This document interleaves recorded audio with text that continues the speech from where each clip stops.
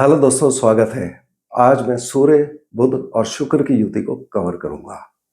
हमें यह समझना जरूरी है कि 3 ग्रह हैं, यानी कि 5 राशि इन्वॉल्व है। नंबर 2, 3, 5, 6 और 7, यानी कि कुंडली के 5 भाव। और अगर तीनों इन 5 राशि में से कहीं बाहर बैठे हुए हैं तो छठा भाव भी जुड़ गया तो बहुत इंपॉर्टेंट हो जाता है। सबसे पहले इनकी डिग्री देखनी चाहिए। जितने डिग्री में एक दूसरे के पास होंगे उतना ज्यादा तेज असर आएगा। जितने दूर होते जाएंगे वैसे वैसे असर कम होता जाता है। समझने का तरीका क्या होता है, इसको डे टू डे लाइफ से आप हमेशा जोड़िए, अपने रिलेटिव्स के साथ जोड़ के देखिए। जैसे सूर्य पिता को दर्शाते हैं और बुध बेटी को। अब पिता ज्यादातर बेटी की साइड लेते हैं। जब वो बेटी की साइड लेंगे, बेटी ने कोई शरारत की तो बेटी बिगड़ भी सकती है, या फिर पिता अगर टाइट होंगे तो बेटी को टाइट भी करके रख सकते हैं। मगर ज्यादातर केस में जो बेटी है उसको पिता की मदद मिलेगी, यानी कि बुध को सूर्य की मदद मिलेगी। अब इसमें पत्नी को क्या होगा, पत्नी शुक्र होते हैं। जब पिता बेटी की साइड ले रहे हैं तो पत्नी को लगेगा कि उसकी वैल्यू कम हो गई, तो शुक्र खराब होने का चांस हो जाता है। मगर इसी केस में अगर परिवार में एक बेटा भी हो, और बेटे नॉर्मली मां की साइड लेते हैं, यानी कि केतु, तो केतु अगर शुक्र का साथ दे रहा है बेटा, तो वो शुक्र को बचाएगा। यानी कि इस युति में सबसे पहले आपने केतु को देखना है। केतु अच्छा है या बुरा, वो इस कुंडली में डिसाइड कर देगा कि ये युति जो है इन तीनों ग्रहों की, ये अच्छी है या बुरी है। तो अब यहां पर 3 ग्रह मेनली इफेक्ट होते हैं। पहला शुक्र, दूसरा बुध, तीसरा केतु।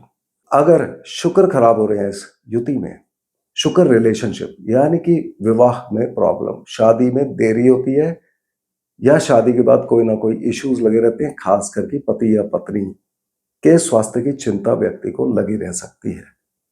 अगर बुध खराब होंगे तो व्यक्ति की जुबान में प्रॉब्लम होगी, यानी कि जैसे तुतलाना हो सकता है, या फिर जुबान से हम टेस्ट भी देखते हैं तो चटोरापन ज्यादा हो सकता है।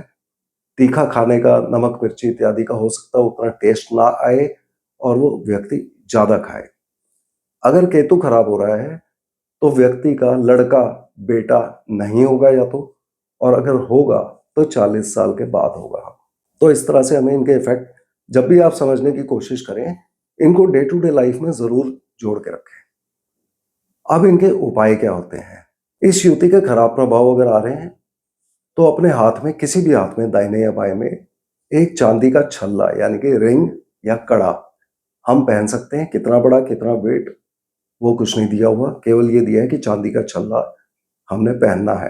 और तांबे का एक घड़ा लीजिए, बड़े से बड़ा, जितना बड़ा आप ले सकते हैं। उसमें मूंग साबुत दाल भरते हैं, उसको तांबे के ही ढक्कन से हम ढक देते हैं, सील कर देते हैं और नदी में प्रवाहित कर देते हैं। किसी भी समय कर सकते हैं, मगर सबसे अच्छा जिस दिन शादी हो उसी दिन ये उपाय करना। जिस तरह से हमने लड़की का संकल्प करके दान किया, उसी तरह से इस घड़े का भी संकल्प करके हम इसको नदी में बहा देते हैं। तो ये उपाय इसके दिए गए हैं। तो मुझे उम्मीद है आपको ये कंजंक्शन समझ आ गई होगी। अगर आपको और भी कोई डाउट्स हैं तो आप कृपया कमेंट बॉक्स में लिख दीजिए। तो अगले वीडियो में हम फिर मिलते हैं, तब तक के लिए धन्यवाद।